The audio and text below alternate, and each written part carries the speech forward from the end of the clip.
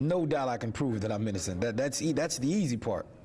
The prove that I'm innocent. That's the easy part. I just have to get my day in court. That's just what I'm waiting for. James Thomas has been sitting in the New Hanover County Jail for over a year and a half. He's charged with trafficking heroin, but he's yet to be convicted. They pulled me over in a car, and they found drugs at another location, and they put me inside of that location. It's like you're guilty until you prove that you're innocent instead of the other way around. Thomas is being held without bond, so he has no choice but to keep waiting for his trial behind bars. At $80 a day, keeping him locked up has cost county taxpayers $50,000 and counting. And this prolonged delay is not an isolated case. And my life stopped April 23rd, 2012. David Hurst is among the inmates who've been sitting in New Hanover County Jail the longest, accused of trafficking marijuana. Hurst would need to come up with $10,000 to get out on bail while he waits for trial, but he doesn't have it. Who's the marijuana trafficker? I've been sitting here all this time. Do you think if I was trafficking marijuana and making all kinds of loot, I'd be still sitting here all this time? For both of these inmates, we were told getting drug evidence processed through the backlogged SBI lab was a major source of delay.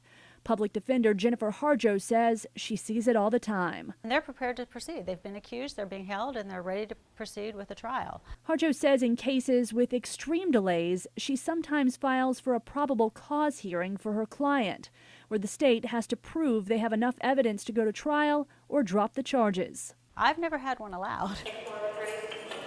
So if the Constitution guarantees the right to a speedy trial, how is this happening?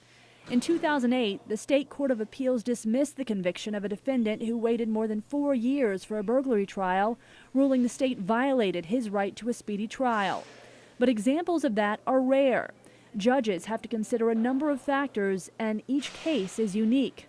Superior Court Judge Jay Hockenberry tells us that in cases where people have been behind bars for 6 to 12 months, accused of nonviolent offenses, he thinks it's appropriate to consider reducing the inmate's bond. If it comes to me personally, then I will, look into it, talk to the defense lawyer, talk to the district attorney, and find out why the bond's that high.